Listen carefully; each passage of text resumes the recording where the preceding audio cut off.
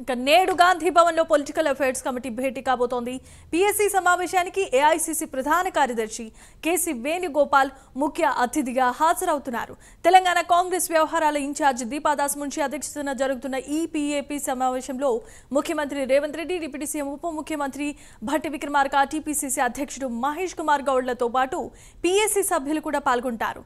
రాష్ట్రంలో ప్రస్తుత రాజకీయ పరిస్థితులు, కాంగ్రెస్ పార్టీ విస్తరణ, భవిష్యత్ కార్యాచరణ, స్థానిక సంస్థల ఎన్నికల సన్నాహాలపై పీఎస్సీ సమావేశంలో చర్చించనున్నారు.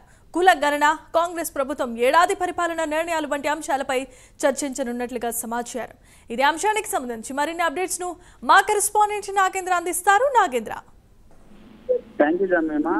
ఈరోజు సాయంత్రం 6 గంటలకి గాంధీ భవన్ కేంద్రంగా కాంగ్రెస్ పార్టీకి సంబంధించినటువంటి చాలా కీలకమైనటువంటి సమావేశం జరగబోతుందని చెప్పాలి. ముఖ్యంగా ఏఐసీసీఆర్ఎల్ ఇన్ఛార్జ్ అయినటువంటి దేవదాస్ నుంచి అధ్యక్షతన ఈ పొలిటికల్ అఫైర్స్ కమిటీ సమావేశం జరగబోతుంది. ఈ సమావేశానికి సీఎం రేవంత్ రెడ్డితో పాటు అదే విధంగా ఉప ముఖ్యమంత్రి భట్టి విక్రమార్క, ముఖ్యంగా పీఏసీ సభ్యులంతా కూడా ఈ సమావేశానికి హాజరు కాబోతుండడంతో పాటు అదేవిధంగా ముఖ్య అతిథిగా ఏఐసీసీ ప్రధాన కార్యదర్శి అయినటువంటి కేసీ వేణుగోపాల్ హాజరవుతున్నారు. ఇంకా ఈ సమావేశం యొక్క కీలక ఎజెండా రాబోయేటటువంటి స్థానిక సంస్థల ఎన్నికల్లో మెజారిటీ స్థానాలు కైవసం చేసుకోవడమే లక్ష్యంగా ప్రణాళికలను ప్రధానంగా సమావేశంలో చర్చించడంతో పాటు అదే విధంగా కొన్ని కీలకమైనటువంటి నిర్ణయాలను కూడా తీసుకోబోతున్నారు. దీంతో పాటు మరొకవైపు రాష్ట్రంలో కాంగ్రెస్ ఏర్పడి 1 year కంప్లీట్ అయింది. ముఖ్యంగా ఈ 1 year లో కాంగ్రెస్ ప్రభుత్వం చేసినటువంటి సంక్షేమ పథకాలన్నింటినీ కూడా ప్రజల్లోకి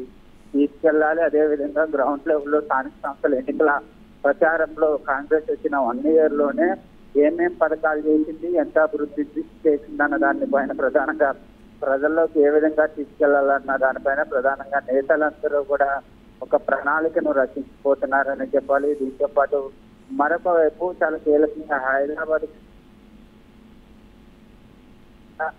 కాంగ్రెస్ పార్టీ పూర్తి స్థాయిలో ఫోకస్ చేయబోతుంది. దీంతో పాటు మరొక వైపు నూతన కార్యవర్గం, ఎందుకంటే తెలంగాణ రాష్ట్ర కాంగ్రెస్ కు అధ్యక్షుడిగా పిసిసి మహేష్ కుమార్ గౌడ్ అయిన తర్వాత ఇప్పటి వరకు కూడా నూతన కార్యవర్గ ఏర్పాటు కంప్లీట్ అయినటువంటి పరిస్థితి లేదు. ప్రస్తుతం దానికి సంబంధించినటువంటి అంశంలో ప్రధానంగా ప్రతి జిల్లాకి పిసిసి అధ్యక్షుల ఎంపికతో పాటు నూతన కార్యవర్గంలో ఎవరెవరికి స్థానం కల్పించాలన్న దానిపైన ప్రధానంగా ఈ నేతలంతా కూడా ఈ రోజు డిసైడ్ చేసేటటువంటి అవకాశం కనిపిస్తుందని చెప్పాలి.